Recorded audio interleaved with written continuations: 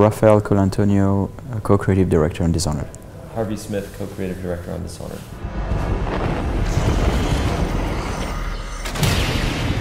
I think we did start with a very corrupt world and a very dark world. Like, most of the men and women you meet in the world are highly flawed in some way, except for a few allies right around you, and the implication is that the player character can go either way, you know. But yeah, here in the time of plague and at the time of a tyrant, we've chosen a very dark world, dark locations to visit, corrupt people, yeah. Yeah, from a game design standpoint, of course we want to give those super cool powers so that the player feel really powerful and it's really having fun and it's empowering to do all these things. But of course it's a challenge from our standpoint to also make sure that the game therefore is not too easy. So, you know, we have different things we can do to mitigate that by, you know, there are resources, for example. Like every time you cast a power, it consumes some resource. It's, you know, in our game we call it essence. So it's not like you can freeze time all the time or that you can possess everything all the time. So you have to use those like carefully, only when it's really necessary. But in context of the game, players really have to be careful. To us, player choice, the choice in a video game in general is you know, is what makes the experience unique to each player, and so it's what makes a big difference between a movie and a game. So as many choices you can do per second, for us the more interesting it is. And so yeah, you can.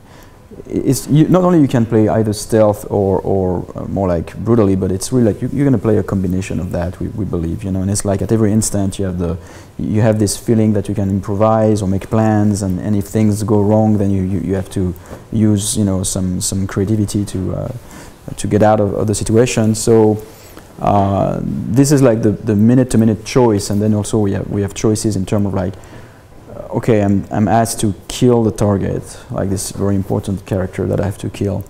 So I'm going to do that. Now, on my way there, I might find a way to actually prevent from killing him, like him or her, from you know, eliminate this person in a non-lethal way. And my choice is then to pursue my initial mission or to eliminate this person in a different way. So those are the kind of choices we have to. I think today we demonstrated something that quite recently we saw for the first time, where if you normally jump off a 5 or 6 story building and hit the concrete, you die. But people figured out that because our magical possession works where you bodily enter another person and then walk around as them, you can jump off a building and on your way down possess somebody and it kills the inertia of the fall, and then you can walk away. And then we've also seen something where if you catch the city watch officer just at the right time and he's about to fire his pistol and you stop time, there'll be a cloud of smoke in front of the gun and the bullet hanging in the air. You can possess him and walk him around in front of his own bullet, and then as time resumes, look of shock on his face, the bullet hits him in the chest and kills him. And those moments are just magical for us. Some people will expect a very specific thing, like you know, when there's a new IP, people tend to they want to define it before they can actually play it. So it's natural. We expect that. So a lot of people will say, "Oh, it's a mix of this game with this other game," or they will say, like, based on, you know, whichever game that he worked on or I worked on, people will say, "Oh, it's gonna be the combat of Dark Messiah with, you know, the adventure of Deus Ex or whatever." And it's not quite that at all. I mean, it's like, you know, it's our values are our values for sure, but it's a new game and it's its own thing.